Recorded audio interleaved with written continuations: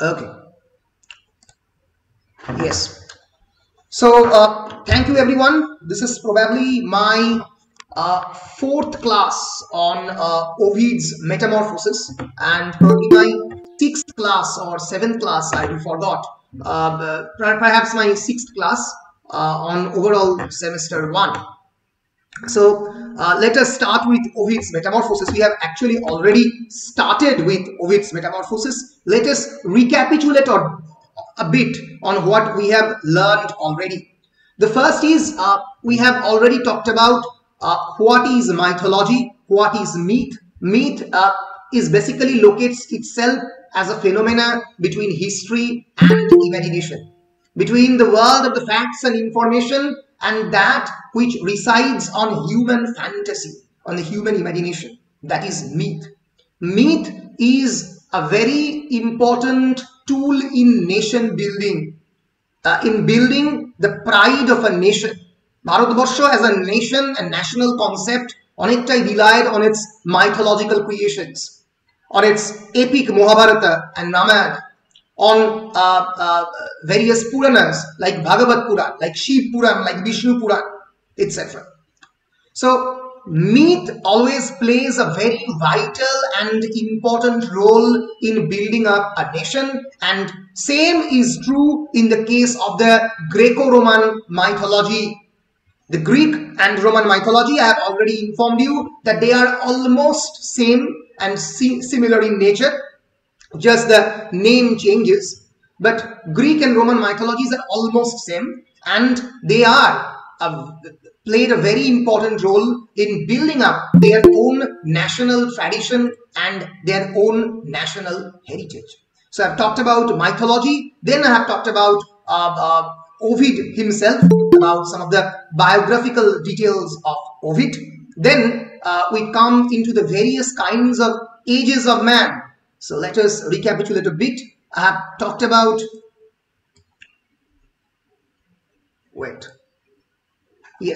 I have talked about these various ages of man, 5 ages of man as mentioned by Hesiod and also by Ovid: golden, silver, brass, heroic and iron. And the Metamorphoses book 3 locates itself in the iron age basically. Golden age is the age of the gods, where man and the gods lives in peace and harmony. Silver age is the age when Zeus replaces Kronos, and then there is Brazen age, then there is heroic age, and then there is iron age. And most importantly, I have also talked with you regarding the Greek primordial deities, kemon kore Greek mythology srishti holo. Greek mythology srishtir pichone kibhabe, the motive behind the father and the son, the father killing the son and the son killing the father, fratricide and the killing of the son, এই যে মোটিভটা কিভাবে involved, আমি পরপর evolutionary way তে প্রথমে Gaia is marrying Uranus, and then again Uranus is trying to kill Cronus killing Uranus, and then again Zeus killing Cronus. এই mythological যে পরপরের evolution সেটা তোমাদেরকে অলরেডি আমি দেখিয়ে I have introduced Zeus সম্পর্কে বলেছি, বলার পরে I have introduced you also with the house of the Cadmus and the story of their cars, যেটা আমরা খানিকটা বলেছি আর খানিকটা পরপর বলবো। জিউস এবং ইওর মিলনের ফলে তৈরি হলো Ephesus and Memphis, then Poseidon and Libya. এখান থেকে কেমন করে অ্যাগেনরের জন্ম হচ্ছে এবং অ্যাগেনর থেকে আসছে ক্যাডমাস। এই ক্যাডমাস থেকে আমাদের মেটামরফোসিসের গল্প শুরু। I have already told you that Metamorphosis begins with the abduction of the Europa, upon whom the name of the continent of the Europe is named or entitled. Europa নাম অনুযায়ী ইউরোপ কথাটা এসছে। Zeus abducted Europa, kidnapped Europa, and then Agenor actually dictates Cadmus to find out Europa. তো এই ইউরোপাকে খুঁজতে ক্যাডমাস প্রথমবার ওরাকেলের কাছে যায়, এবং ওরাকেল, অ্যাপোলোর ওরাকেলটাকে বলে যে ফলো দ্য হেইফার, Heifer. হেইফার মানে a kind of cow who never plowed a land, যে কোনোদিন কোনো কৃষি জমিতে যায়নি, সেই কাউকে নিয়ে প্লাউ যে কোনোদিন প্লাউ করেনি সে কাউকে ফলো করতে বলেছে। তো ফলো করে আলটিমেটলি সে একটা কেভে আসবে এবং এই কেভের মধ্যে he will find out the dragon and will kill the dragon. ড্রাগনকে মারবে, অলরেডি পড়িয়েছি আমি। ড্রাগনকে মারার পরে সেই ড্রাগনের টিথটাকে নিয়ে ওই হেইফারকে ফলো করতে করতে একটা স্পটে আসবে এবং সেখানে সে সেই স্নেকের টিথটাকে বসিয়ে দেবে। বসানোর পরে আমি অলরেডি বলেছি যে অনেকগুলো সোলজার, অনেকগুলো সৈনিক সেখান থেকে বেরোতে আরম্ভ করবে একে অপরের সঙ্গে। They will fight with one another, the warriors will start killing one another, and finally the five will left and they will create Thebes. তারা থিবিস তৈরি করবে। বারবার বলেছি it is a allegory to the creation of the state. রাষ্ট্র কেমন ভাবে তৈরি হয়? রাষ্ট্র এইভাবে through fighting, through creating war, যুদ্ধের মাধ্যমে রাষ্ট্রের প্রথম জন্ম হয় এবং পরে যখন লোকজন বুঝতে পারে যে যুদ্ধ রাষ্ট্র তৈরির একমাত্র সলিউশন নয়, পিস ইজ অলসো নেসেসারি, সেখান থেকে আস্তে আস্তে রাষ্ট্র তৈরি হয়। ফলে কিভাবে একটা নগরী তৈরি হচ্ছে, একটা city state, Greek city state. আমি আগেই বলেছি যে তখনকার দিনের গ্রিক ন্যাশনালিজম বলতে একটা কান্ট্রি ছিল না। আমরা এখন ভারতীয় জাতীয়তাবাদ বলতে বা ভারতবর্ষ বলতে গেলে একটা দেশকে বুঝি, গ্রিস দেশ সেটা ছিল না। Greece were consisted of various city states, various polises. Macedonia একটা পলিস, অ্যাথেন্স একটা পলিস, অ্যাথেনার নাম অনুযায়ী অ্যাথেন্স হচ্ছে, থিবিস একটা পলিস। এরকম অনেকগুলো নগর রাষ্ট্র যারা ইন্ডিপেন্ডেন্ট, এদের নিজস্ব আর্মি রয়েছে। এই দিয়ে গ্রিক পুরো দেশটা, গ্রিস পুরো দেশটা তৈরি হয়েছিল। সো এরকম একটা নগর রাষ্ট্র থিবিস এর জন্ম হচ্ছে এরকম ভাবে, সোলজাররা একসঙ্গে ফাইট করছে, ফাইনালি ডিসাইড করছে যে তারা শান্তি চুক্তির মাধ্যমে একসঙ্গে বসবাস করবে। এইভাবে থিবিস নগরীর পত্তন করছে। Who is the creator and the founder of the Thebes? Cadmus. যদি কোয়েশ্চেন পড়ে 2 নম্বরে, who was the founders of the Thebes, you have to answer Cadmus. Why the Thebes is called Cadmea? Because it is named after Cadmus. Why the Thebes is called Boeotia? B-O-E-T-I-A. কেন Boeotia বলা হয়? কারণ এই হেইফারকে, he follows a heifer or a female cow, এই কাউকে follow করেছিল বলে the name Boeotia is an actual region in Greece which sounds like the Latin word for cow, boss. ওইখান থেকে Boeotia এসেছে। যেহেতু ক্যাডমাস ওই হেইফার বা ফিমেল কাউ, যাকে ল্যাটিনে বস বলা হয়, তাকে ফলো করে এই বোয়েশিয়াতে এসেছিল, যার ইংলিশ অ্যাডজেক্টিভ বোভাইন। আমরা জানি যে কাউ এর English adjective is bovine. So এই হচ্ছে বুক 3 শুরুর দিকের ঘটনা, যেগুলো আমি অলরেডি পড়িয়ে দিয়েছি। এতদূর অব্দি কোনো কনফিউশন আছে? স্টোরি বুঝতে কারোর কোনো অসুবিধা হয়েছে? হয়নি তো? না স্যার। তাহলে আমি এটা রিক্যাপিচুলেট করার পরে আজকের স্টোরিতে চলে আসছি। আমি অলরেডি বলেছি যে after after killing the dragon, ওয়ারিয়ারকে ফলো করলো এবং এই 5টা ওয়ারিয়ার একে অপরের সঙ্গে ফাইট করলো। and now Ovid tells us that Cadmus ended up having a very pretty sweet life, beautiful wife, nice kids and so on. Who was Cadmus's wife? আমরা একবার দেখে নিই। Cadmus's wife was Harmonia. Harmonia and Cadmus, তাদের যারা child, সেই চাইল্ডের দিকে একবার একটু নজর দাও, কারণ এই ক্যারেক্টারটা বারবার রিপিট করবে টেক্সট জুড়ে। One is Polydorus and all the other female characters যারা এই টেক্সটের মধ্যে খুব ভীষণভাবে রয়েছে। They are Shemale, they are Agave, Autono and Ino. Shemale এই গল্পের অন্যতম ইম্পর্টেন্ট ফিমেল ক্যারেক্টার্স, তার সম্পর্কে বলবো একটু পরে। অ্যাগাভে, অটোনো, ইনো। সো তাদের যে দুজন মেন সন্তানকে নিয়ে এই টেক্সট, 3জন রাজার। ডায়োনাইসিয়াস হচ্ছে শিমেল এবং জিউসের সন্তান। জিউস, ভাবো এই জিউস শিমেলের সঙ্গে তার সেক্সুয়াল রিলেশন হচ্ছে এতগুলো জেনারেশন বাদে। দেন দের ইজ অ্যাগাভে, অ্যাগাভে এন্ড একিয়ান, তাদের সন্তান হচ্ছে পেনথিউস। এই পেনথিউস এবং ব্যাকটাসের মধ্যে লড়াই। দেন দের ইজ অটোনো, অটোনো বিয়ে করছে অ্যারিস্টেউসকে, তাদের সন্তান হচ্ছে অ্যাক্টিয়ান। এরা হচ্ছে প্রত্যেকেই ক্যাডমাসের গ্র্যান্ডসন। এই ক্যাডমাসের যারা গ্র্যান্ডসন, তারা এই যে কার্ডস অফ দ্য ক্যাডমাস যে কার্ডসটা পেয়েছিল, এই ড্রাগন যে কার্ডসটা দিয়েছিল, এবং ক্যাডমাসকে কার্ডস আরেকজন করছে যার এখানে উল্লেখ নেই। She is the wife of Zeus, Hera. হেরার যে কার্ডস অফ ক্যাডমাস, হেরাও ক্যাডমাসকে পছন্দ করতো না। কেন পছন্দ করতো না? বিকজ জিউস অ্যাবডাক্টেড ইউরোপা, এবং ইউরোপার প্রতি যে জিউসের অ্যাট্রাকশন, তার জন্য ক্যাডমাসের এই যে ফ্যামিলিকে ভয়ঙ্করভাবে হেট করতো, এই অ্যাগেনর এবং ক্যাডমাসের ফ্যামিলিকে। Hera was another goddess wife of Zeus. এই কার্ডসটা এই পুরো জেনারেশনটা পাবে, কিভাবে পাবে সেটা আমরা টেক্সট জুড়ে পড়ব, অভিশপ্ত জেনারেশন কিভাবে হবে। So Ovid tells us that in Cadmus's case, the trouble started when his grandson Actaeon was turned into a stag or deer, যখন তার গ্র্যান্ডসন Actaeon ডিয়ারে পরিণত হয়। সো এইটা হচ্ছে আমাদের প্রথম ট্রান্সফরমেশনের গল্প, মেটামরফোসিসের ফার্স্ট ট্রান্সফরমেশন। আমরা Actaeon এর মধ্যে পাবো, এর আগেও ট্রান্সফরমেশন পেয়েছি। The story of the transformation of this teeth into soldiers, একটা টিথ পুতলো মাটির মধ্যে, সেখান থেকে অনেকগুলো সোলজার বের হচ্ছে, সেটাও একটা ট্রান্সফরমেশন গল্প। কিন্তু প্রথম ট্রান্সফরমেশন গল্প শুরু হচ্ছে Actaeon and Diana কে দিয়ে। So we move forward a bunch of years to see what in the world Ovid is talking about. On the day in question, যে দিনে এই ঘটনাটা ঘটবে, young Actaeon and his buddies means his friends, are out hunting in the forest. তারা ফরেস্টের মধ্যে hunt করতে গিয়েছিল।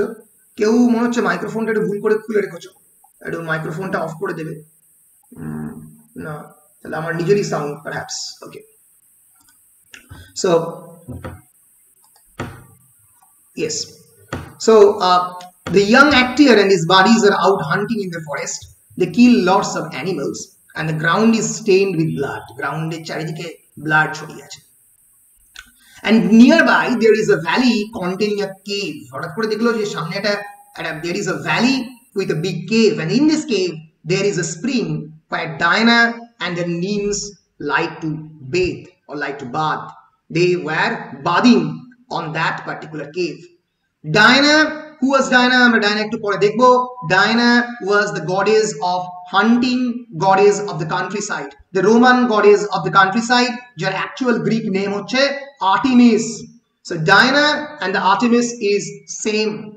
সেই দিনে যেখানে Actaeon hunt করতে গেছে wild animal কে, সেখানে Diana is also bathing with her nymphs, and it just so happens that Diana had picked this day to go there with her nymphs. তার নিমদের নিয়ে ডায়না এই দিনেই গেছে।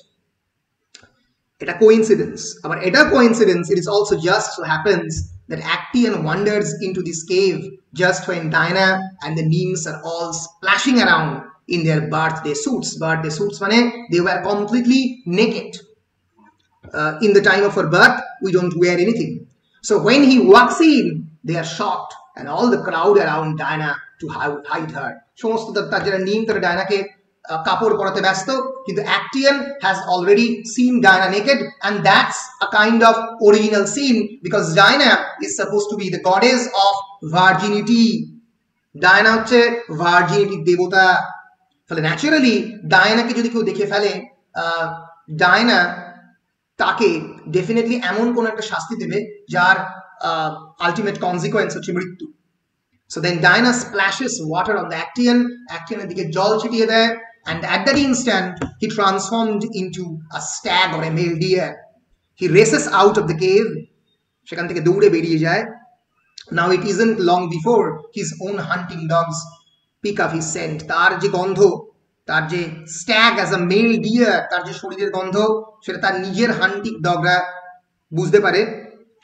Soon enough the hounds catch up to him and start mauling him. Mauling means killing him up. And Actaeon's friends wonder where he is. Actaeon's বন্ধুরা জানে না সে কোথায়, তারা চারিদিকে খুঁজছে। So they are sorry he is missing the action. তারা খুব মানে they are feeling sorry যে এভাবে তাদের যারা হান্টিং ডগ তারা একটা ডিয়ারকে ছিঁড়ে ছিঁড়ে খাচ্ছে। তারা তো খুবই খুশি যে তার বন্ধুরা দেখতে পাচ্ছে না, সেজন্য তারা দুঃখিত বরঞ্চ।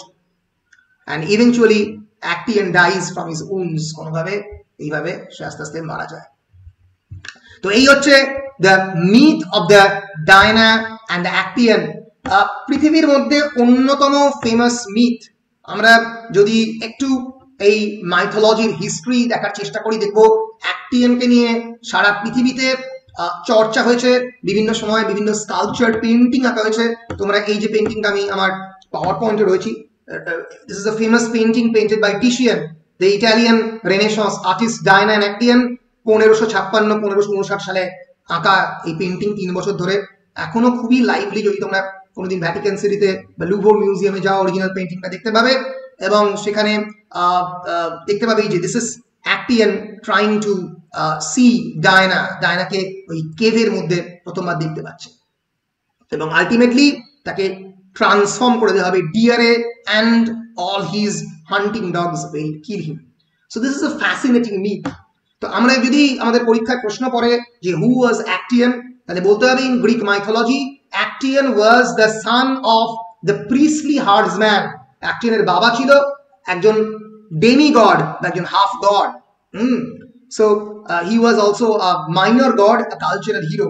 Actaeon এর বাবা was Aristus বা Aristus বলা হয় অনেকে, Aristaeus, Aristus. And Autono was the daughter of Cadmus.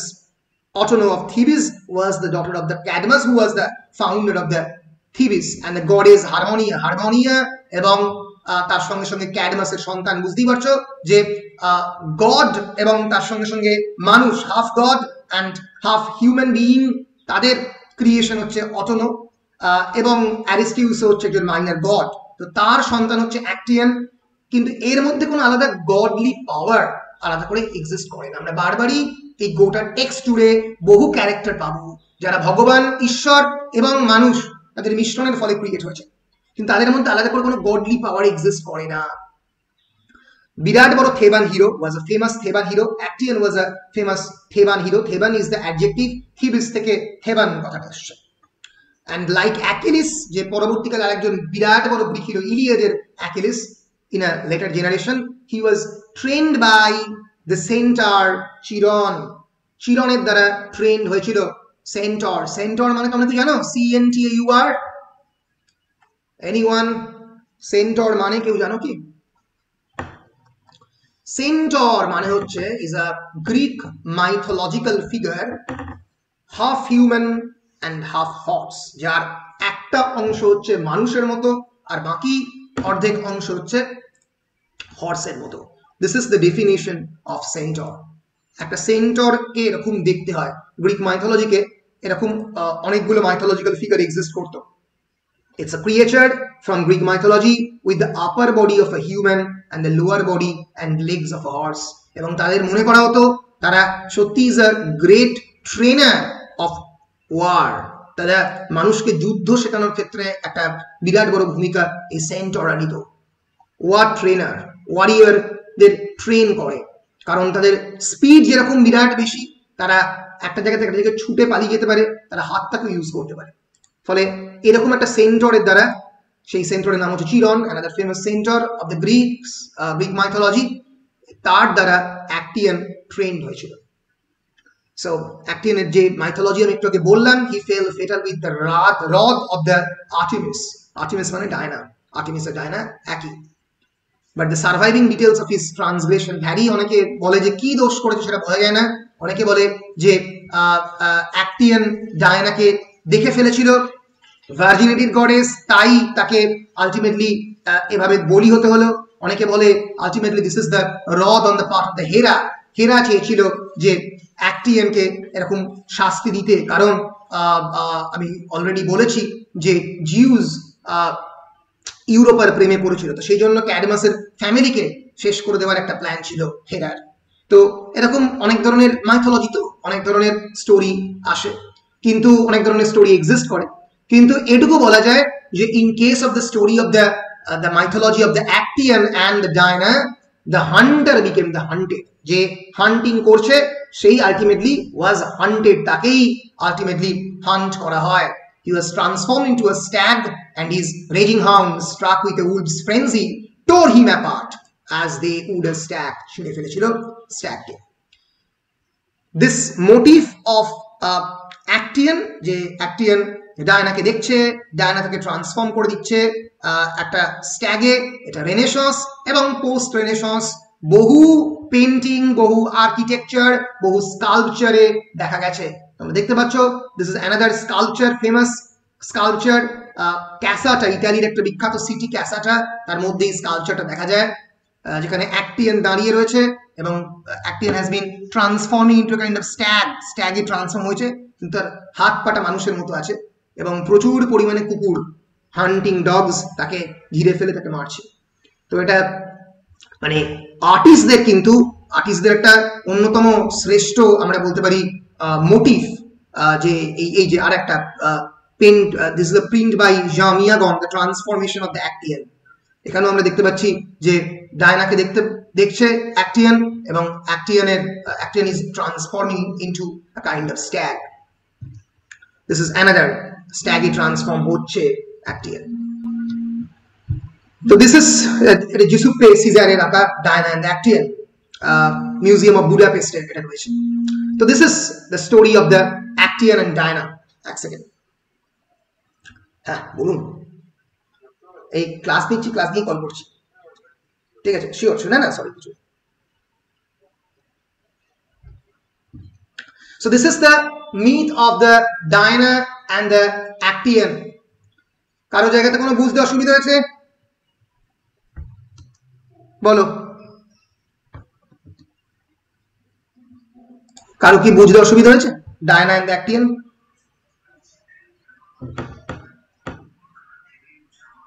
হয়নি, তাই তো? বেশ বেশ, আমি মুভ অন করছি। I am trying to describe the, we are now entering into the main story, into the story of the female. কিন্তু তার আগে বলে রাখি যে এই ঘটনাটা যখন জুনো শুনল, when Juno hears about this, Juno is the wife of Zeus, wife of Jupiter. Juno is the Roman name and Jupiter is also the Roman equivalent name of Zeus. So when Juno hears about this, she is very glad. She is pleased so long as a descendant of King Agenor, the father of Europa, whom Jupiter carried away, is suffering. ফলে জুনোর vengeance বা জেলাসির জায়গাটা খুব স্পষ্ট, কারণ king অ্যাগেনরের যে মেয়ে Europa, তার প্রতি জিউস অ্যাট্রাক্টেড হয়েছিল বা জুপিটার অ্যাট্রাক্টেড হয়েছিল।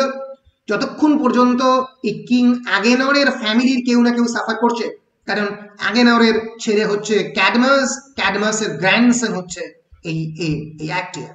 ফলে এদের যে হাউস অফ দ্য ক্যাডমাস বা ফ্যামিলি অফ ক্যাডমাস, কেউ না কেউ কষ্ট পাচ্ছে, যন্ত্রণা পাচ্ছে, ততক্ষণ এরা খুব খুশি। রিমেম্বার, আমি তোমাদেরকে মনে করাচ্ছি, Agenor's son was Cadmus and Cadmus's grandson was Actaeon, ঠিক আছে? ফলে এইভাবে যতক্ষণ পর্যন্ত এরা যন্ত্রণা পাচ্ছে, এদের ফ্যামিলি, জুনো খুব খুশি। But then Juno gets another piece of bad news, কিন্তু সেই সময় জুনো আরো একটা খারাপ খবর পেল। And it turns out that Jupiter, that is Zeus, has been fooling around with yet another mortal babe, the Theban princess Shemale. The unfortunate girl is already sporting a baby bump, that is, she is pregnant. Baby bump means the bump in which she is carrying the baby, the So she is pregnant and pregnant with Zeus's own son. এক্ষেত্রে in this context son বা daughter এখন আমরা জানি না, কিন্তু এটা ultimately সানই হবে। এবং এই শিমেলের সঙ্গে একটা রিলেশনশিপ ক্রিয়েট হয়েছে জিউসের। আমরা যদি আবার ফ্যামিলি ট্রিটায় ফিরে যাই এবং একবার দেখার চেষ্টা করি, তাহলে দেখবো জিউস একটা জেনারেশন, দুটো জেনারেশন, তিনটে জেনারেশন, চারটে জেনারেশন, পাঁচটা জেনারেশন, ছটা জেনারেশন বাদে শিমেলের প্রেমে পড়েছে। তাহলে বুঝতে পারছো, Zeus is a kind of character who exist in mythology and fantasy who do not age, যার মধ্যে এজিং এর কোনো চিহ্ন আসে না, যার মধ্যে টেম্পোরালিটি বা দ্য ইনফ্লুয়েন্স অফ টাইম কোনোভাবে পড়ে না জিউসের মধ্যে। ছটা জেনারেশন বাদেও ভীষণভাবে জিউস শিমেলের সঙ্গে একটা রিলেশনশিপ ক্রিয়েট করেছে। Semele knew that Zeus is a god and Shemale is very much aware about Zeus's own power. Family descendant সম্পর্কেও শিমেল খুব ভীষণভাবে অ্যাওয়্যার। কিন্তু আমি বারবারই বলেছি যে incest is not a taboo in Greek mythology. Incest মানে a kind of sexual relationship between the family members or relatives, তাকে আমরা ইনসেস্ট বলি। সো গ্রিক মাইথোলজিতে ইনসেস্ট কিন্তু কোনো ট্যাবু নয় বলেই জিউসের সঙ্গে শিমেলের একটা লাভ অ্যাফেয়ার ক্রিয়েটেড হয়েছে। তাহলে শিমেলের সঙ্গে জিউসের একটা লাভ অ্যাফেয়ার ক্রিয়েটেড হলো এবং সেটা ডিসকভার করছেন, শি ইজ প্রেগনেন্ট, এবং সেটা ডিসকভার করলো Juno. Now Juno considers punishing her husband for this, but decides to take out her rod on the female instead. Juno decide করলো যে তার হাজবেন্ডকেই পানিশ করবে এটার জন্য, কিন্তু প্রথমে তো মানে জিউসকে তো পানিশ করা তো সহজ নয়, তো সেই জন্য আগে এই মর্টাল হিউম্যান বিং শিমেলকেই পানিশ করা যায়। So she goes down to Thebes, disguising herself in the shape of Shimel's nurse, বেরোই ছদ্মবেশ নিল, শিমেলের যে নার্স, সেই নার্সের ছদ্মবেশ নিয়ে স্বয়ং জুনো মর্তে এলো। And in this shape she asked Shimel how she really knows that it was Jupiter who got her pregnant. বললো যে তুমি কি করে জানো যে ওটা জুপিটারই যে তোমাকে প্রেগনেন্ট করেছে, এটা তো অন্য কেউ হতে পারে। And she says that when Jupiter sleeps with Juno he appears in all his divine glory. যখন জুনোর সঙ্গে সেক্সুয়াল এনকাউন্টার করে জুপিটার, তখন জুপিটারের যে সত্যিকারের রূপ, যে তার ভয়ঙ্কর চেহারা, তার যে all divine power and glory with the halo in his head. Do you know what halo is? তোমরা কি জানো যে হেলো কাকে বলে? হ্যালো জানো? না স্যার জানি না। বলে দিচ্ছি।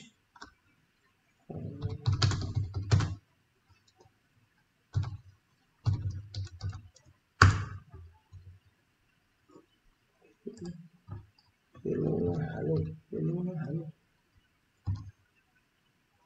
It's hello.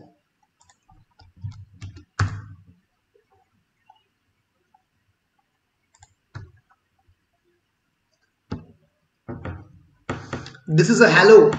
রিলিজিয়াস আইকনোগ্রাফিতে যে কোনো একজন গডের পিছনে তুমি দেখবে ব্রহ্মা, বিষ্ণু, মহেশ্বরের পিছনে একটা হিন্দু মাইথোলজি থেকে শুরু করে সব জায়গাতেই থাকে এই একটা মানে একটা বিরাট বড় মুন শেপড, বা জিসাস ক্রাইস্টের পিছনে থাকে একটা মুন শেপড বা ক্রেসেন্ট মুন শেপড একটা সার্কুলার আমরা একটা স্ট্রাকচার দেখতে পাই, তাকে বলা হয় অ্যাকচুয়ালি বেসিক্যালি হ্যালো।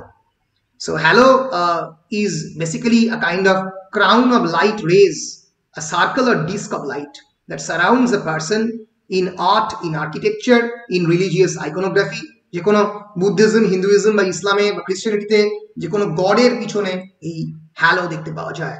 ফলে যখন জিউস এনকাউন্টার করে তখন জিসাস ক্রাইস্টের পিছনে একটা হ্যালো দেখতে পাওয়া যায়। তোমরা দেখেছো বিভিন্ন জায়গাতেই, তোমরা দেখেছো এটাকে হ্যালো বলে। This is a halo.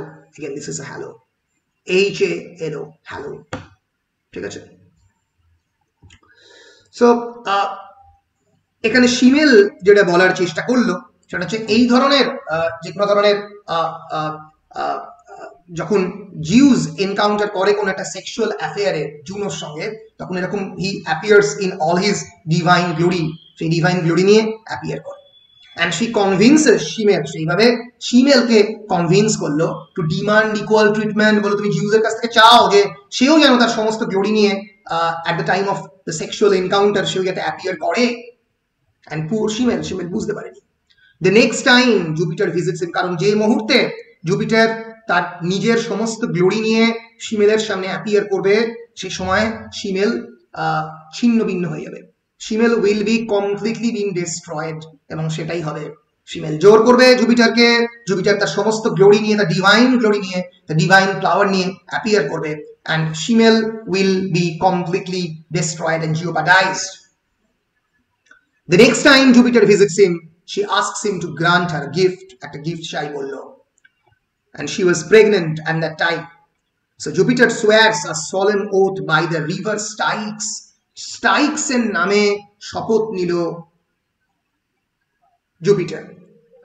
স্টাইক্স কি নদী? বলা হয় গ্রিক মাইথোলজিতে 5টা নদী রয়েছে। there are 5 rivers when you will cross the hell. যখন তুমি হেলে যাবে তখন 5খানা নদী তোমায় ক্রস করতে হবে। তার মধ্যে river Styx is one of the rivers. যে নদী যদি কেউ ক্রস করে গ্রিক মাইথোলজিতে, it is actually the basic, denoting the basic boundary between the earth and the underworld. এছাড়াও পাঁচখানা নদী রয়েছে. The rivers are Acheron, Cocytus, Lede, Phlegethon and Styx. এই পাঁচটা নদী পেরিয়ে তোমাকে হেলে যেতে হবে, এবং স্টাইক্স যদি কেউ পেরোয় সে তার আগের জন্মের সমস্ত স্মৃতি, all kind of memories he will forget. তার মানে যে মুহূর্তে he will cross the river Styx, এই প্রত্যেকটা রিভারের আলাদা আলাদা সিগনিফিকেন্স আছে. কোনোটা তার সমস্ত দেহ নিয়ে নেবে, কোনোটা তাকে সম্পূর্ণ অন্ধ করে দেবে, কোনোটা তাকে সম্পূর্ণরূপে ভুলিয়ে দেবে আগের জন্মের সমস্ত স্মৃতি. Styx is the last river, the last of the Greek rivers in order to reach the underworld, বা হেলে পৌঁছবার জন্য, ইনফার্নোতে পৌঁছবার জন্য যে শেষ নদী তাকে স্টাইক্স বলা হয়. গুস্তেভ ডোরে, বিখ্যাত পেইন্টার, তার বিখ্যাত পেইন্টিং রিভার স্টাইক্স, দেখতে পাচ্ছ কত মৃতদেহ পেরিয়ে পড়ে রয়েছে, সেই মৃতদেহ টপকে স্টাইক্স রিভারে যেতে হচ্ছে. তো এই স্টাইক্সের নামে শপথ নেওয়া মানে হচ্ছে যে জিউস উইল ইভেন্চুয়ালি ডাই, জিউসের মতো পাওয়ারফুল ক্যারেক্টারও মারা যেতে পারে, এবং তার আর কোন ধরনের স্মৃতি, কোন ধরনের তার আগের জন্মের স্মৃতি বা এই জন্মের স্মৃতি কিচ্ছু মনে থাকবে না. সো বাধ্য হলো জিউস এই শপথ নিতে, কারণ ফিমেল বললো শপথ নাও, কারণ ফিমেলকে এই কথাটা বলালো কে না বেরোই, এই নার্সের শেপ নিয়ে এলো. এন্ড বেরোই, হু ইজ বেরোই? বেরোই is Juno, the wife of Zeus or Jupiter. So he swears a solemn oath by the river Styx that he will grant whatever she wishes, and she repeats what Juno told her. Juno jeta bolechilo seta bollo, that he make love to her the way he would the queen of the gods. যেভাবে হেরার সঙ্গে Zeus is generally making love, to repeat that kind of love making.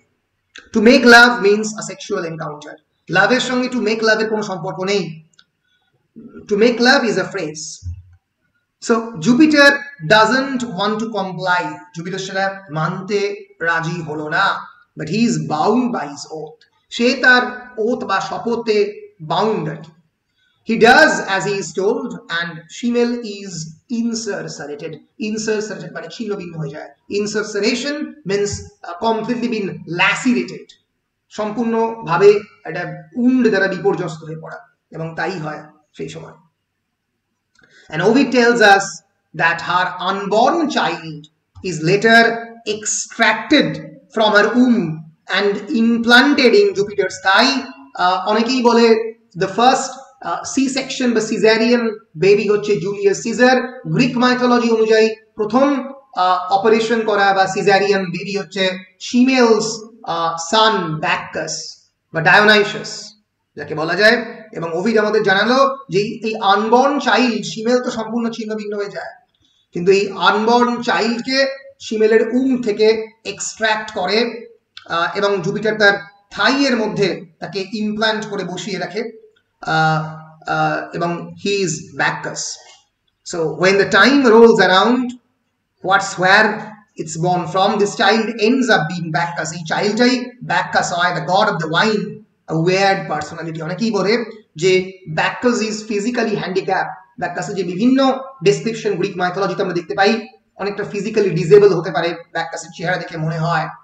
ফলে ব্যাকাস একটা word personality, একটা অদ্ভুত পার্সোনালিটিতে পরিণত হয়. সবসময় indiscipline, the god of the indiscipline, the god of the wine making, the god of the harvesting, যে কোনো ডিসিপ্লিনকে মানে না.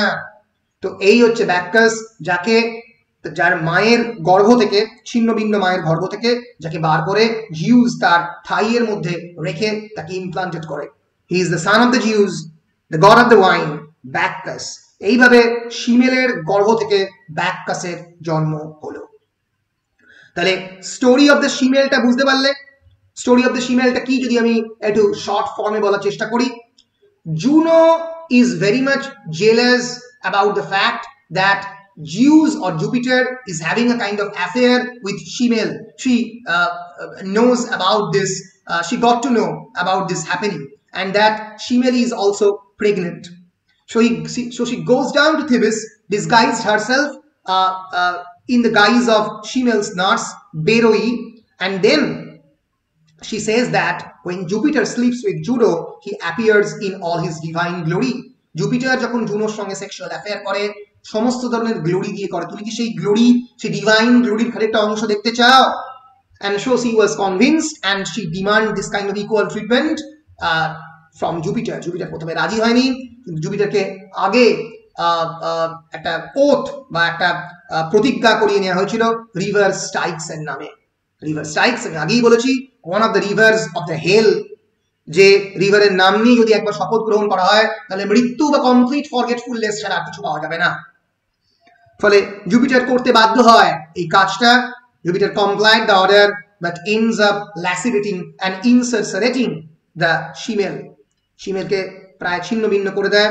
এরপরে দেখা যায় এই আনবর্ন চাইল্ডকে কোনোভাবে তার রুম থেকে এক্সট্রাক্ট করে এবং জুপিটার তার থাইতে ইমপ্লান্ট করে। এই চাইল্ডই পরবর্তীকালে ব্যাককাস নামে পরিচিত হবে। সো ফিমেল, যদি আমরা ফিমেলের ক্যারেক্টারটা যদি পরীক্ষায় কোয়েশ্চেন করে অনেকবারই পড়েছিল, হু ওয়াজ female? Then in Greek mythology, female is the daughter of the Boeotian hero Cadmus and the goddess Harmonia. And she is also the mother of Dionysus or Bacchus by Zeus in one of his many origin myths. অনেকগুলো origin myth রয়েছে জিউসের, ডায়নোসাসের, তার মধ্যে একটা হচ্ছে female থেকে সে created. যে মাইথোলজিটা follow করেছে মেটামরফোসিসে Ovid, সেখানে জিউস এবং ফিমেলের সান হচ্ছে Dionysus বা Bacchus. So certain elements of the cult of the Dionysus and female came from the Phrygians মানে যারা ইজিপ্ট থেকে এসছে, সেখান থেকেও খানিকটা এই মাইথোলজির অরিজিন এসছে। So these were modified, expanded and elaborated by the Ionian Greek invaders and colonists. পরবর্তীকালে হেরোডোটাস, যে প্রথম হিস্টোরিয়ান বলা যেতে পারে, who gives the account of the Cadmus, estimates that female lived 1600 years before his time or around 2000 BCE. Herodotus বলেছে তার 1600 বছর আগে জন্ম হয়েছে ফিমেলের, তার মানে অ্যারাউন্ড 2000 বিফোর ক্রাইস্ট। একটা হিস্টোরিক্যাল টাইম দেওয়ার চেষ্টা করেছেন হেরোডোটাস, যদিও মাইথোলজির কোনো হিস্টোরিক্যাল টাইম হয় না, কিন্তু হেরোডোটাস তাও দেওয়ার চেষ্টা করেছেন। In Rome, the goddess Stimula was identified as female. So আমি অলরেডি এই গল্পটা এখানে বলে দিয়েছি যে কেমন করে female and the birth of the Bacchus হয়। আমি এটা 5 নম্বরের জন্য তোমাদের জন্য লিখে দিচ্ছি, তোমরা একবার এটা আরেকবার পড়ে নেবে। বেসিক্যালি একই জিনিস বলতে হবে যে দো Zeus begged her not to ask this, not to appear in front of him in all kind of divinity, তাও তাকে বারবার ফোর্স করতে থাকে এবং তার ফলে জিউস যখন এই ধরনের সেক্সুয়াল অ্যাফেয়ারে এঙ্গেজড হয়, Zeus tried to spare her by showing her the smallest of his bolts and the sparest thunderstorm clouds he could find. অল্প অল্প ওই থান্ডারস্টর্ম এবং ক্লাউড সে দেখায়, কিন্তু যখন ফাইনালি সে বলে না, you appear in all your glory, mortals however can not look upon the gods without insincerity, মানে ভগবানের পুরো গ্লোরির দিকে একজন মর্টাল তাকাতে পারে না। And she was perished, consumed in the lightning ignited flame. সেই ফ্লেমের মধ্যে সে ঢুকে সম্পূর্ণরূপে পুড়ে যায়। তো এইখান থেকেই জন্ম হয় ব্যাককাসের। ব্যাককাসকে যেহেতু তার গর্ভ থেকে বার করে, মানে ফিমেলের গর্ভ থেকে বার করে নিজের থাইয়ের মধ্যে ইমপ্লান্ট করেছিল জিউস, তাই তাকে টুয়াইস বর্ন বলা হয়, দুবার জন্মাচ্ছে। A few months later Dionysus was born, কারণ এই 2 মাস তাকে থাইয়ের মধ্যে রেখে দিয়েছিল, ওই যে পার্টিকুলার উমটাকে 2 মাস থাইয়ের মধ্যে রেখেছিল। Zeus rescued the fatal Dionysus, however, by sewing him into his thigh. A few months later Dionysus was born, and this leads to his being called the twice born. So when he grew up, Dionysus rescued his mother from the Hades. যখন সে বড় হয়, তারপরে এটা মাইথোলজিতে রয়েছে যে ডায়োনাইসাস তার মা ফিমেলকে, সে তো হেলে চলে গিয়েছিল, হেডস থেকে উদ্ধার করে, and she became a goddess on Mount Olympus, এবং ফিমেলও পরবর্তীকালে মাউন্ট অলিম্পাসে একজন গডে ট্রান্সফর্মড হয় with the new name Thyone, presiding over the frenzy inspired by her son Dionysus. Frenzy means madness. Dionysus is always the god of the madness, পাগলামো করা, indiscipline করা, এবং সেও তার যে ছেলে ডায়োনাইসাস, তার এই যে টিম অফ দ্য ফ্রেন্জি, এই পাগলামো করার যে একটা বিরাট বড় রেটিনিউ থাকতো তার, তার পার্ট হয়ে যায় তার মা, এবং she also became a goddess, সেও পরবর্তীকালে একজন গডেস হয় যখন তাকে তার ছেলেই উদ্ধার করে হেল থেকে বা হেডস থেকে। Hades is another name of hell. খ্রিস্টানিটিতে হেল বলে, গ্রিক মাইথোলজিতে হেডস বলে, HADES। So this is the mythology of the Shemale and the story of the Bacchus. Bacchus এর বিভিন্ন ধরনের ছবি, বিভিন্ন ধরনের পোর্ট্রেট, বিভিন্ন ধরনের পিকচার বিভিন্ন মাইথোলজিতে বিভিন্ন রকম ভাবে রয়েছে। দেখতে পাচ্ছ এটা two satyrs by Peter Paul Rubens. Peter Paul Rubens বিখ্যাত পেইন্টার, তার আঁকা একটা ছোট্ট মতো তোমরা সিংহ দেখতে পাবে ব্যাককাসের। ব্যাককাসের হাতে গ্রেপ ভাইন, পাশে সামওয়ান ইজ ড্রিঙ্কিং ওয়াইন। ব্যাককাসের চোখ মুখের মধ্যে একটা অদ্ভুত মিস্টিভিয়াস অ্যাটমসফিয়ার। ব্যাককাস আনরুলি একটা ক্যারেক্টার, ব্যাককাসকে সামলানো যায় না। ব্যাককাস অনেকেই বলে he is a weird personality, he is a handicapped goddess, handicapped god, physically disabled god, অনেকেই বলে। তো this is Bacchus by Peter Paul Rubens. This is another by famous Italian painter Caravaggio. এত বড় painter পৃথিবীতে খুব কম হয়। আমি এরকম একটা পেইন্টিং দেখাবো যখন পরবর্তীকালের মাইথোলজি গুলো বলবো। প্রচুর সামনে ফ্রুট রয়েছে, মাথার মধ্যে ব্যাককাসের সবসময় গ্রেপ ভাইন থাকবে, মানে আঙুরের বিভিন্ন যে উইডস সেইগুলো তোমরা মাথার মধ্যে দেখতে পাবে তার, ঠিক আছে, এবং হাতে একটা ওয়াইন গ্লাস থাকবে। This is Bacchus. এইভাবে ব্যাককাসের জন্ম হচ্ছে শিমেলের গর্ভ থেকে। কারোর কোনো কনফিউশন আছে এত দূর অব্দি? তাহলে আমি ব্যাককাসের ক্যারেক্টারটা অল্প বলবো। বলো, শিমেল নিয়ে কোনো কনফিউশন বা অন্য কোনো ক্যারেক্টার নিয়ে কোনো confusion? This is the story of another transformation or another change. কিসের চেঞ্জ? যে শিমেল is being completely destroyed and lacerated. তার ট্রান্সফরমেশনের গল্প, তার ল্যাসিরেশনের গল্প, তার মেটামরফোসিসের গল্প। এবং যেখান থেকে জন্ম হচ্ছে ব্যাককাসের। ব্যাককাসও তো এক ধরনের ট্রান্সফরমেশন, যে থেকে টোয়াইস বর্ন এরকম একটা ক্যারেক্টারের জন্ম হচ্ছে, তাকে থাইয়ের মধ্যে রেখে জিউস তাকে পুনর্জন্ম দিচ্ছেন। সো এই সমস্ত স্টোরিগুলোর জন্যই এই গল্পটাকে মেটামরফোসিস বলা হচ্ছে। The story of transformation, the story of change, the story of evolution, বিবর্তনের গল্প। বলো, বুঝতে পারছো কিনা? স্যার, হেরা আর জুনো কি মানে সেম? হেরা এবং জুনো দুটো সেম ক্যারেক্টার। আমি যখনই হেরা বলবো তখন ধরে নেবে সেটা জুনো, যখনই জুনো বলবো তখন হেরা। গ্রিক মাইথোলজিতে তাকে হেরা বলা হয় এবং রোমান মাইথোলজিতে তাকে জুনো বলা হয়। জুনো অ্যান্ড জুপিটার দুটি রোমান নেম, জুপিটারই হচ্ছে জিউস, আর জিউস অ্যান্ড হেরা দুটো গ্রিক নেম। ক্লিয়ার? বলো, ক্লিয়ার? বেশ। আর কারোর কোনো প্রশ্ন এতদূর অব্দি? কোন জায়গায় কেউ বুঝতে পারেনি এরকম? কারোর প্রশ্ন নেই তো? সবাই মোটামুটি বুঝতে পেরেছো তো? বেশ, ঠিক আছে, তাহলে মুভ করছি নাকি? বলো, কেউ একজন বলো। নেক্সট মুভ করছি, ঠিক আছে? বেশ।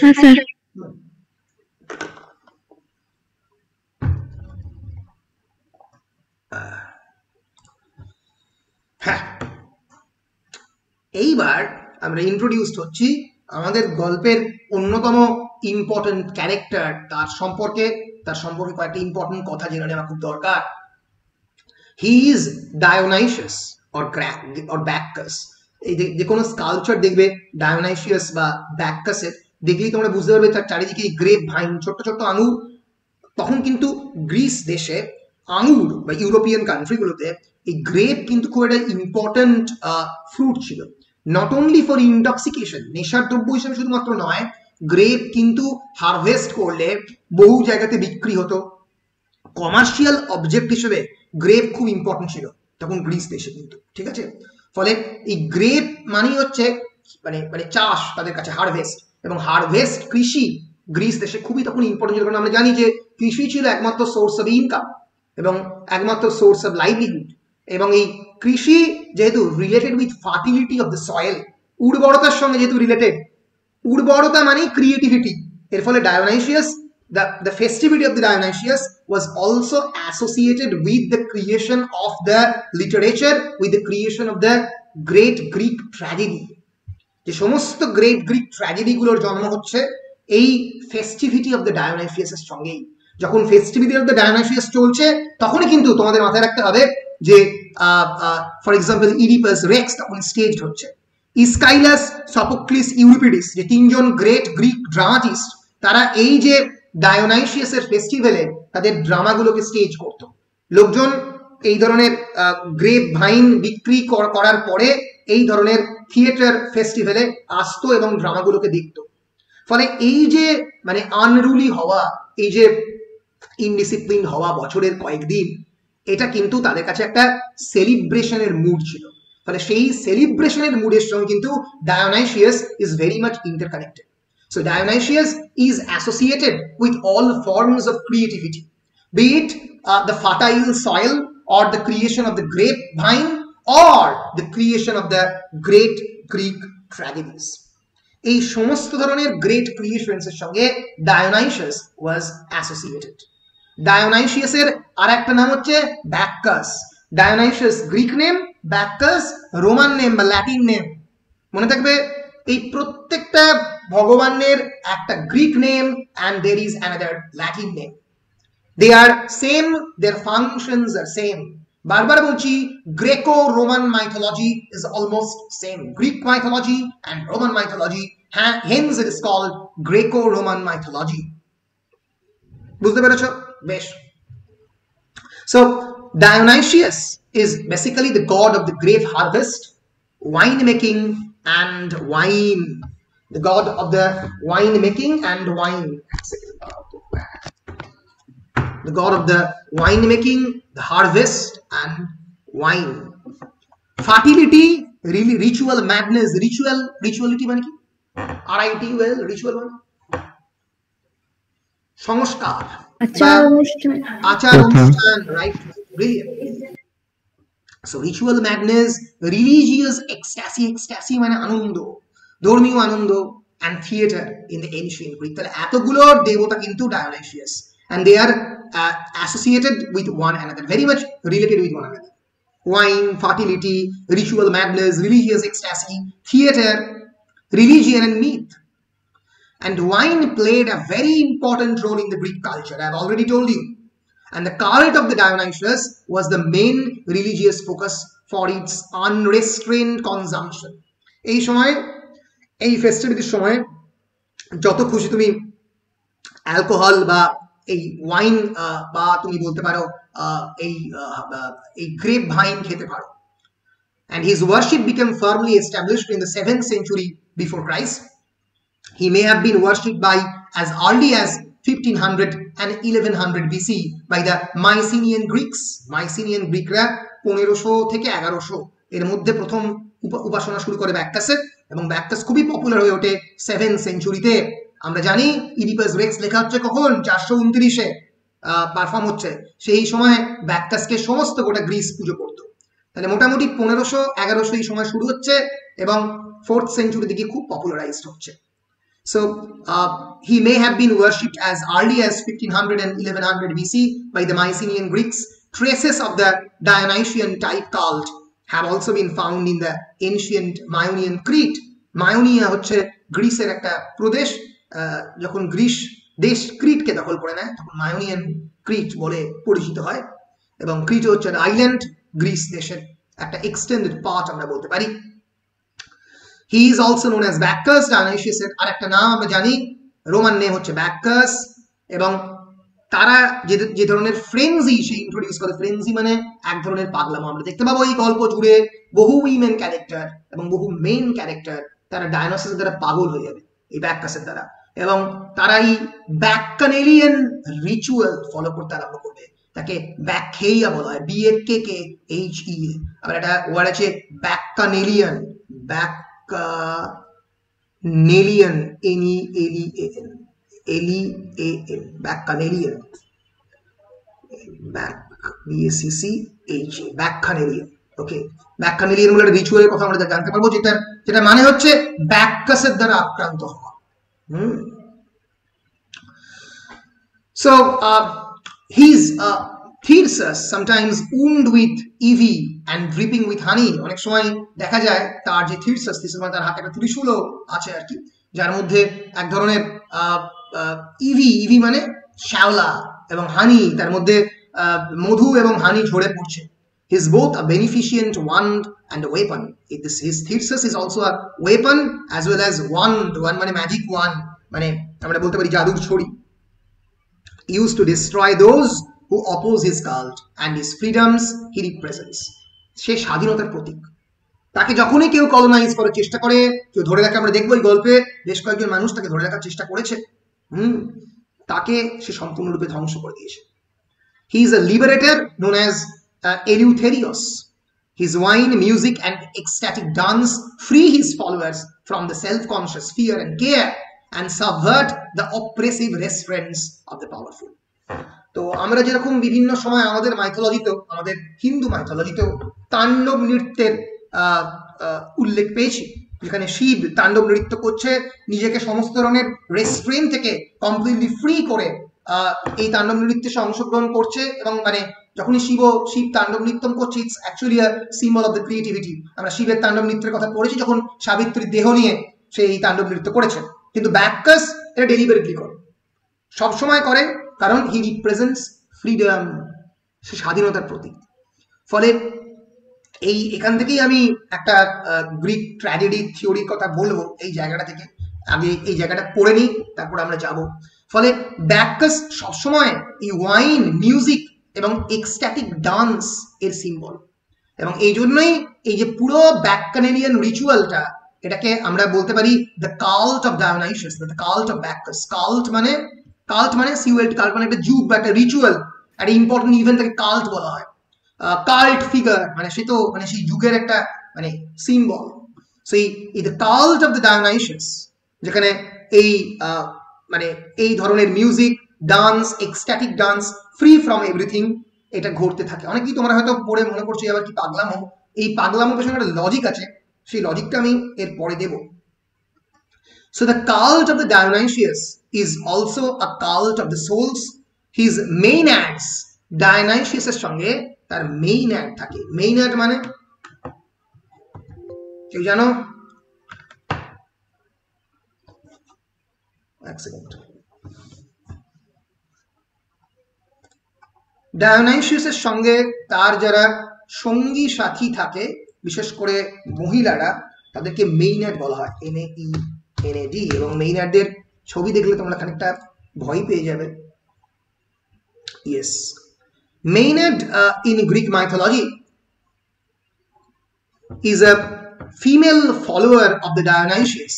যারা এই যে দেখতে পাচ্ছ, this is another actually symbol of the Maenad, হাতে গ্রেপ ভাইন নিয়ে, বাঘ ছাল নিয়ে ফলো করছে Dionysiusকে। So Maenads were the female followers of the Dionysius and the most significant members of the Theseus, the gods retinue। যে থিয়াসাস বলে তার যে একটা বিরাট বড় টিম ছিল ডায়োনাইসাসের, যেখানে গডকে ফলো করতো অনেকে, তাদের মধ্যে মেইনাড একটা অত্যন্ত important member. Their name literally translates as the raving ones. এবং আমরা এই গল্প তো দেখতে পাবো যে অ্যাগাভে কিভাবে এই একজন মেইনাডে পরিণত হবে, এই ব্যাকানেলিয়ান মেইনাডে পরিণত হবে, আমরা সেটা খানিক বাদেই দেখতে পাবো। সো মেইনাডরা দীর্ঘদিন ধরে এই যে ফিমেল কম্প্যানিয়নরা, তারা চুল বাঁধতো না, তারা দীর্ঘদিন ধরে কোনো ধরনের সোসাইটি ডিসিপ্লিন ফলো করতো না, তারা ইনডিসিপ্লিন লাইফ লিড করতো।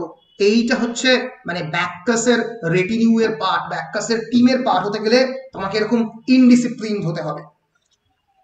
সো এই যে আমরা বিভিন্ন ক্ষেত্রে ইউরোপিয়ান কালচারে আমরা এই হিপ্পি মুভমেন্ট দেখেছি, যেখানে ইউরোপিয়ান হিপ্পি মুভমেন্ট একটা বিরাট বড় ইম্পর্টেন্ট মুভমেন্ট ইউরোপিয়ান কালচারে, যেখানে আমরা দেখতে পাবো অনেকেই কোনো ধরনের this is the hippie culture, কোনো ধরনের শৃঙ্খলা বা নিয়ম এইসবের ধার না ধরে সোসাইটির যে সমস্ত টিপিক্যাল মানে ফিচার্স এন্ড দ্য ক্যারেক্টারিস্টিক্স তাকে নেগেট করেছে।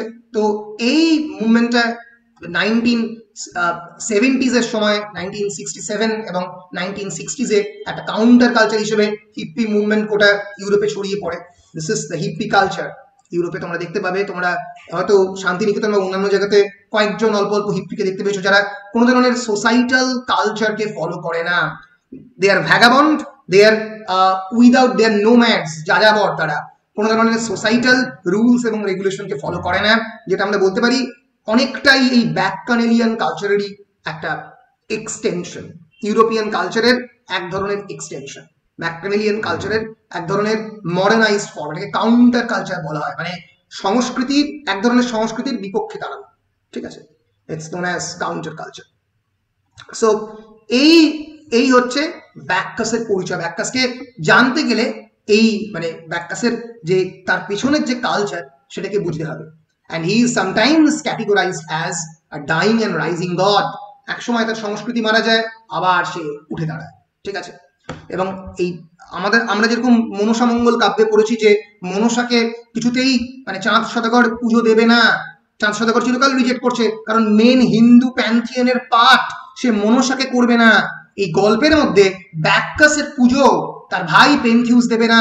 পেন্থিউস জিউসের ভক্ত, কিন্তু ব্যাককাসের ভক্ত নয়।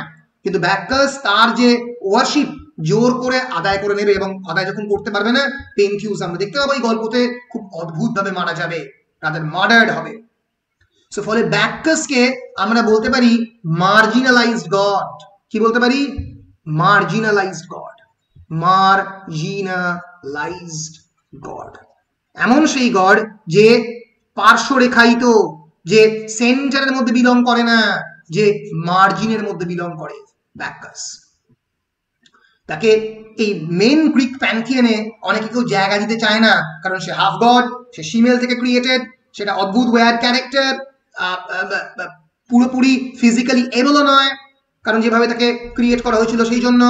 এর ফলে গ্রিক মাইথোলজিতে he is a kind of marginalized figure of the god. In the Greek mythology, he is presented as the son of the Zeus and the mortal female, আমরা জানি, thus semi-divine or semi-heroic, and as son of the Zeus and Persephone or Demeter, thus both fully divine, part chthonic and possibly identical with Iacchus and Eleusinian mysteries. এইগুলো Greek mythology part, কিন্তু তাকে part half divine বলে অনেকেই describe করে। And some scholars believe that Dionysus is a syncretism of a local Greek nature deity. Syncretic মানে হচ্ছে যখন দুটো কালচার একসঙ্গে মিলে যায়, গ্রিক কালচার এবং লোকাল আর একটা গ্রিক ডেইটির সংমিশ্রণ নাকি বলে এই ব্যাককাস বা ডায়োনাইসিয়াসের ফিগারটাকে ক্রিয়েট করা হয়েছে। তাহলে মোটামুটি তোমরা ডায়োনাইসিয়াসের চরিত্রের যে একটা দিক সেটা মোটামুটি জানতে পারলে, বুঝতে পারলে? বলো বলো, বুঝতে পারলে? ধরতে পারলে ব্যাককাসের অংশটা কি? স্যার বলো বলো। স্যার মার্জিনালাইজড গড মানে কি বললেন, ওটা একবার বুঝিয়ে দিন। দাঁড়াও বোঝাই, এক সেকেন্ড। হ্যাঁ,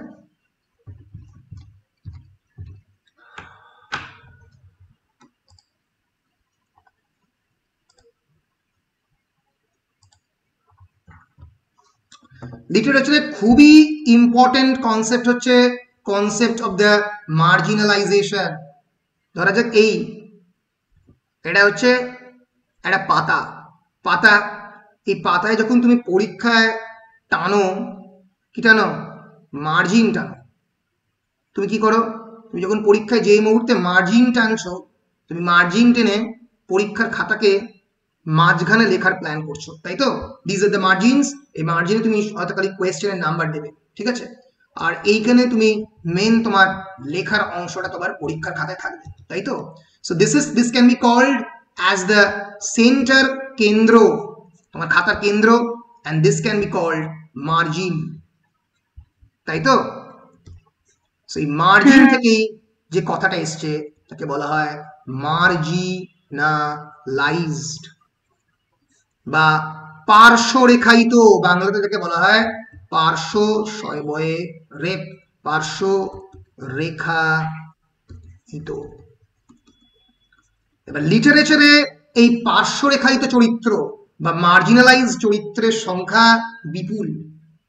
আমরা বলতে পারি those who are women characters, পরবর্তীকালে আমরা ফেমিনিজম যখন পড়বো, নারীবাদ তখন পড়বো, তখন দেখবো যারা women characters তারা marginalized.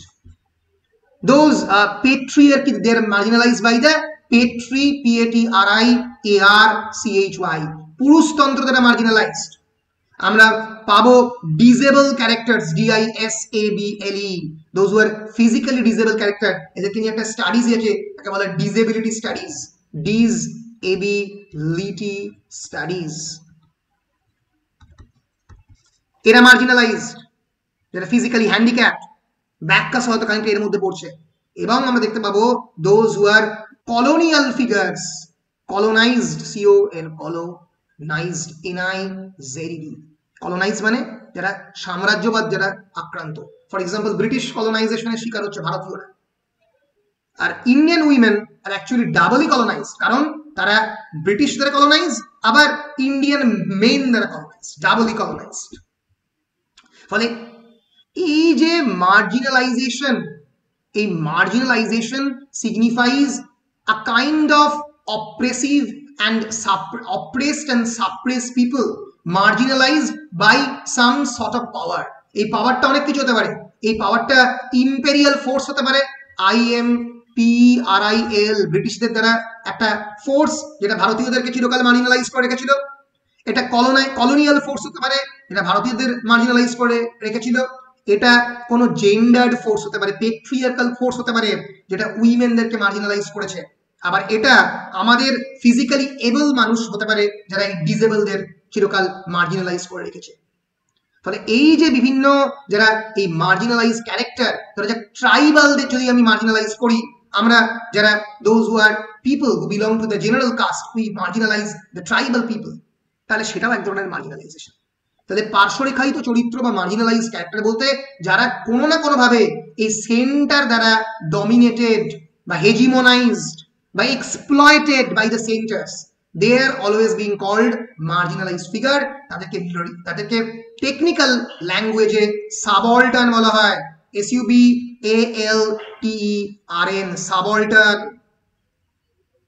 তোমরা পরবর্তীকালে গায়ত্রী চক্রবর্তী স্পিভাকে এসে পড়বে, can the subaltern speak? সাবঅল্টার্নদের কি সত্যি কথা বলার ক্ষমতা রয়েছে? তো এই হচ্ছে সেন্টার এবং মার্জিনের যে মানে বেসিক্যালি যে বৈপরীত্য। সেন্টার চিরকাল মার্জিনকে অপ্রেস করে এসছে। তোমরা তোমাদের লিটারেচার যখন পরবর্তীকালে পড়বে, পোস্ট কলোনিয়ালিজম, পোস্ট কলোনিয়ালিজমের পরে ফেমিনিজম,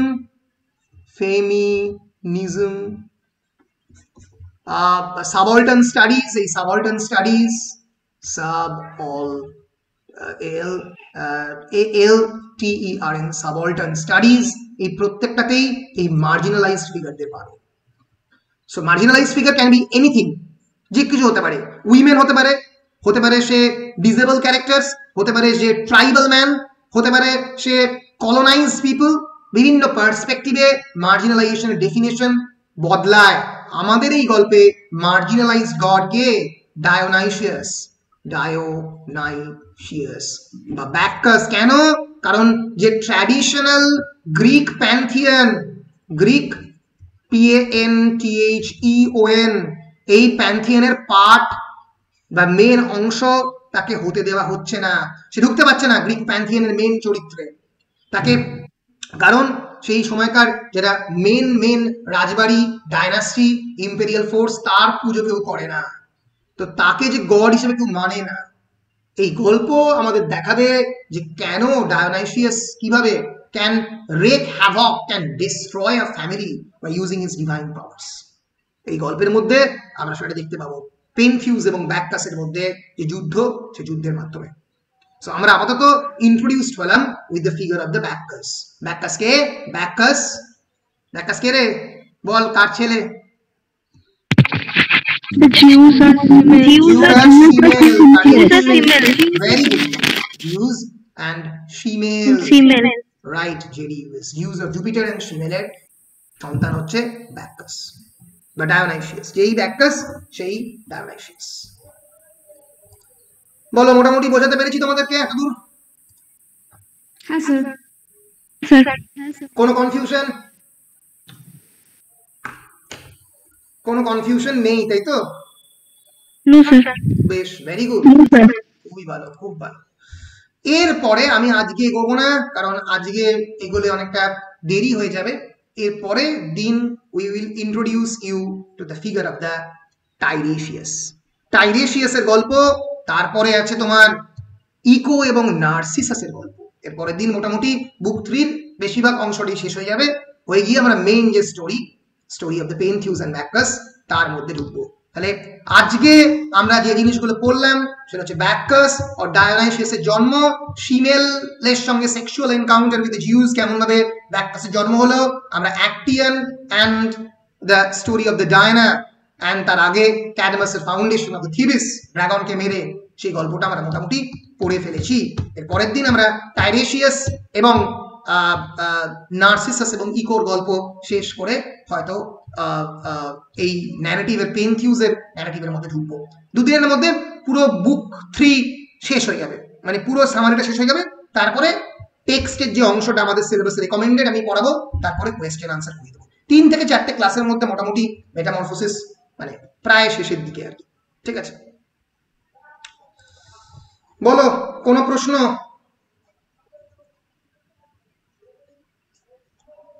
কোনো প্রশ্ন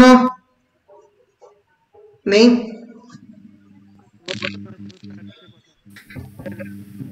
বলো, কেউ এটা জিজ্ঞেস করছিল কিছু? শুনতে পাচ্ছি না বাবা। স্বাগত, কিছু প্রশ্ন করছো? Hello sir. Yes yes yes, you are audible. আমার একটা গভর্নমেন্ট বর্ধমান বিশ্ববিদ্যালয়ে আবার এনআইআরএফ এর র্যাঙ্কিং এসেছে স্যার। আমি ঠিক শুনতে পেলাম, তুমি বললে বর্ধমান বিশ্ববিদ্যালয়ে আবার এনআইআরএফ এর র্যাঙ্ক নিয়ে এসছে, তাই তো? আচ্ছা, হ্যাঁ তাই হবে হয়তো। NIRF national institute ranking framework, এটা ইন্ট্রোডিউস হয়েছিল 2016 সালে, 16 বা 15 এরকম সময় আমার মনে আছে। তো ভালো, খুবই ভালো নিউজ সেটা, যদি এনআইআরএফ এর র্যাঙ্কিং করে। ক্যালকাটা ইউনিভার্সিটি তো ভালো র্যাঙ্কই করেছিল, আগেরবারও বেশ ভালো র্যাঙ্ক করেছিল। বা বর্ধমানে মনে হচ্ছে র্যাঙ্ক করেনি কোনোবার, এবারে করলে খুবই ভালো। আমি জানতাম না নিউজটা। Thank you. এই স্বাগত, তোমাকে আমি ঠিকমতো শুনতে পাচ্ছি না। স্বাগত, তোমার মানে অডিওতে তোমার মনে হচ্ছে কোথাও একটা প্রবলেম হচ্ছে। তুমি যদি হেডফোন ইউজ করে থাকো, you can remove your headphone and speak directly in the mic. Sir এটা ইউনিভার্সিটি স্যার র‍্যাঙ্ক করেছে। আচ্ছা, ইউনিভার্সিটি র‍্যাঙ্ক করেছে, বাহ খুবই ভালো। 5টা ইউনিভার্সিটি ওয়েস্ট বেঙ্গল থেকে র‍্যাঙ্ক করেছে, তার মধ্যে আমাদের বর্ধমান ইউনিভার্সিটি আছে। বাহ বাহ, very good news, very good news indeed, খুবই ভালো। বেশ, আর বলো, কারোর কোনো প্রশ্ন থাকলে আমাকে প্রশ্ন করতে পারো। হ্যাঁ বলো। স্যার বলছি যে পাইথন হাউসটা কি? প্যান্থিয়ন। ও সরি, প্যান্থিয়ন হাউস। প্যান্থিয়ন হাউসটা কি আমি একটু বলে দিই। দেখো,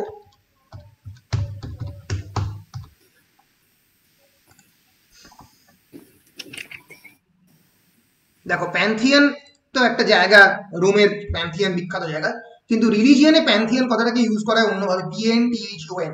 it's a particular set of gods of any individual polytheistic religion. Polytheistic religion মানে those who recognizes many or multiple gods, তাকে তো polytheism বলে, worship or believe in multiple deities।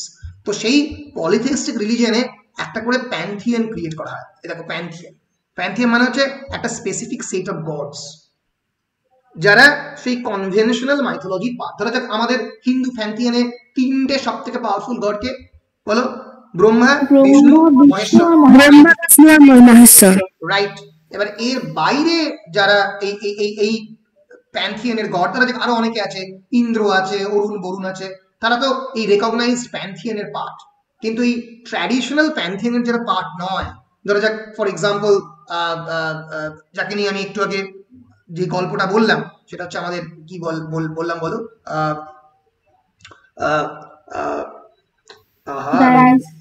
বলো বলো বলো, জাস্ট ভুলে গেলাম নামটা। না না, ব্যাক্কাস তো গ্রিক মাইথোলজির পার্ট। আমি হিন্দু মাইথোলজিতে বললাম, হিন্দু মাইথোলজিতে আমি বললাম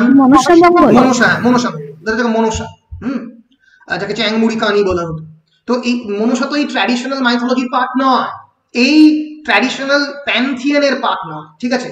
এই একটা নির্দিষ্ট রিলিজনের একটা ট্র্যাডিশনাল এই প্যান্থিয়ন থাকে, যেরকম আমি বললাম গ্রিক মাইথোলজিতে এই প্যান্থিয়নের মধ্যে টাইটান ও ম্যাকিয়া পড়ছে, যেটা নিয়ে বলেছিলাম একটা বিরাট বড় যুদ্ধ দুই ধরনের টাইটান এবং নিউ জেনারেশন অ্যান্ড ওল্ড জেনারেশনের মধ্যে। কিন্তু সিরিয়া বা প্যালেস্টাইনে তাদের নিজস্ব দেব দেবী রয়েছে, ঠিক আছে। সেরকম ভাবে প্রত্যেকটা ধর্মতেই একটা নির্দিষ্ট প্যান্থিয়ন থাকে, সেই প্যান্থিয়নের বাইরে অনেক গডস এক্সিস্ট করে, তারাই হচ্ছে এই মার্জিনালাইজড গড, বুঝতে পেরেছো? So Pantheon is basically a culture's conventional gods and goddesses, একটা কালচারের যারা সাধারণভাবে যাদেরকে দেবদেবী বলে মানা হয়, সোসাইটি যাদেরকে মানে, অনেকে মানে না, অনেকে সেই প্যান্থিয়নের মধ্যে ঢুকে পড়ে, যেরকম মনসা মঙ্গলের সেরকম আর একটা এক্সাম্পল দেওয়া আছে। এরকম ব্যাককাসও হচ্ছে এই ট্র্যাডিশনাল প্যান্থিয়নের পার্ট নয়, হাফ গড, কিন্তু বারবার এই প্যান্থিয়নের মধ্যে ঢোকার চেষ্টা করছে। এই চেষ্টারই গল্পের এই বুক 3 অফ দ্য মেটামরফোসিস, এই চেষ্টারই একটা বহিঃপ্রকাশ বলতে পারবো।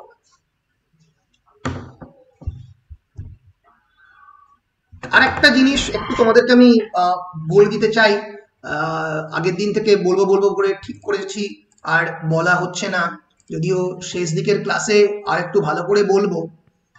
এক সেকেন্ড। সেটা হচ্ছে এই যে মানে স্ট্রাগল অফ পাওয়ারের কথা আমি একটু আগে বলছিলাম, the struggle of power between the two generations, যেটা এই গ্রিক মাইথোলজিতে ঘটছে, যে the motive of the father against son, বাবার সঙ্গে ছেলের যে কনস্ট্যান্ট যুদ্ধ হচ্ছে, এটা তো দেখতে পাচ্ছ, যেটা ইন্ডিয়ান কালচার থেকে কতটা ডিফারেন্ট। এখানে in Greek mythology a recurrent theme is one where the fathers are killed by their sons, তাই তো? Uranus is being killed by his son Kronos, the Titan. In Greek mythology, this recurrent theme continues. Uranus is killed by his son Kronos, the Titan, and then Kronos in turn was killed by his son Zeus. Kronos তার নিজের ছেলেদেরকে মারছে। এবার এই যে পুরো যে জিনিসটা, এই যে killing of the father and by the son and then again the father killing the son, এটা কিন্তু ইন্ডিয়ান মাইথোলজিতে অনেকটাই ডিফারেন্ট। তার একটা বিরাট বড় এক্সাম্পল আমরা দেখতে পারি, যদি আমরা দেখি ভারতবর্ষের ট্র্যাডিশনে, তাহলে আমরা জজাতির যে মাইথোলজি, তোমরা হিন্দু মাইথোলজিতে যদি জজাতির কে পেয়ে থাকো, তাহলে বুঝবে যে জজাতি পুরো মাইথোলজিটা আমি পুরোটা বলছি না, একটা বড় দেবযানীর গল্প, একটা বড় স্টোরি। সেখানে বেসিক্যালি জজাতি তার যে নিজের যে old age, he is aging and his gerontological features, gerontology মানে হচ্ছে study related with old age, সে বুড়ো হচ্ছে, ঠিক আছে। এবার সে যে বুড়ো হচ্ছে, তার এই যে বুড়ো হওয়াটা, তার কি কোনো ইয়াং ছেলে নেবে? সে তার দুজন ছেলে, একজন হচ্ছে যদু এবং আরেকজন হচ্ছে পুরু, দুজনের কাছেই যায়। এদের বলে কি, তুমি কি আমার যে বুড়োত্ব, আমি যে কনস্ট্যান্টলি এজিং ওল্ড, তুমি কি সেটা নেবে? এবং his eldest son Jodu actually refused. He believed that the father should respect the march of time, but the youngest son agreed and suffered old age while his father enjoyed youth like a parasite, that is Puru.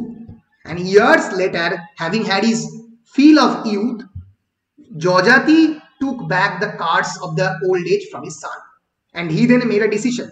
The younger obedient Puru, এইভাবেই পুরু প্রথমবার মহাভারতে রাজা হলো। Obedient Puru would be his heir, not the elder disobedient Jodu. Jodu রাজা হবে না, পুরুই হবে। এই যে ল অনুযায়ী এল্ডেস্ট সান রাজা হবে, তাকে সম্পূর্ণ ডিনাই করে যদুকে রাজা করলো রাজা। What Jojati celebrates here is obedience. Obedience K Jojati celebrate করছে। He completely ignores the march of the time. Indian মাইথোলজিতে এটাকে আমরা জজাতি কমপ্লেক্স বলতে পারি, এরকম ইডিপাস কমপ্লেক্স একটা টার্ম এবং জজাতি কমপ্লেক্স একটা টার্ম আমরা বলতে পারি, যেখানে ভারতবর্ষে কিন্তু সবসময় ইয়াঙ্গার জেনারেশন ওল্ডার জেনারেশনের কথা মেনে এসছে। Same is true in the case of the Bhishma, যেখানে ভীষ্ম তার বাবা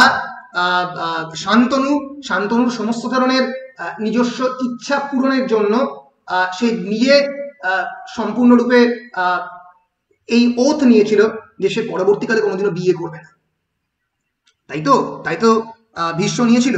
This theme recurs in the story of the Bhishma also, who gives up all conjugal মানে marital rights, so that his old father Shantanu can marry a fisher woman called Satyavati, who he has fallen in love with. The son sacrifices himself for the pleasure of the father, and for this he is glorified as a hero.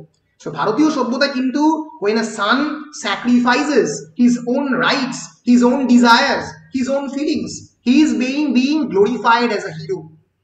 So there is the distinction between Indian mythological figure and the European mythological figure. So Jojati complex then is about the younger generation submitting to the older generation. Take bola hocche Jojati complex. It is about the shame that the younger generation feels when it challenges the older generation. ভারতবর্ষে কিন্তু এই challenging the older generation এই বিষয়টা Indian মাইথোলজির মধ্যে সেরকম ভাবে exist করে না, কয়েকটা জায়গা বাদ দিয়ে। এই ধরনের ব্লাড বাথ তো ন্যাচারালি এক্সিস্ট করে না। সো এইটাই হচ্ছে গ্রেকো রোমান মাইথোলজির সঙ্গে হিন্দুইস্টিক মাইথোলজি বা ইন্ডিয়ান মাইথোলজির একটা বেসিক ডিফারেন্স। বুঝতে পেরেছো?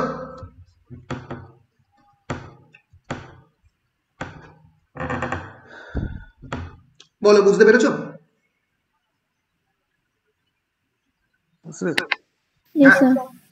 বেশ বেশ বেশ, এই জিনিসটাই আমি বারবার হিন্ট করতে চেষ্টা করছি যে এইখানে কালচারাল ডিফারেন্সিয়েশনটা কোন কোন জায়গাতে ক্রিয়েটেড হয়। সো যাই হোক, তাহলে নেক্সট দিন we will meet I think the day after yesterday. কবে আমার আজকে ক্লাস হচ্ছে, এরপরে আমার আবার কবে ক্লাস? শনিবার নাকি রে? বৃহস্পতিবার। ও আজ হ্যাঁ রাইট, এরপরে বৃহস্পতিবার আমার ক্লাস রয়েছে। ঠিক আছে, উইল মিট ইউ অন বৃহস্পতিবার, Thursday. Thank you, thank you, thank you, thank you sir. Thank you, thank you sir. Thank you, sir. Thank you, thank you sir.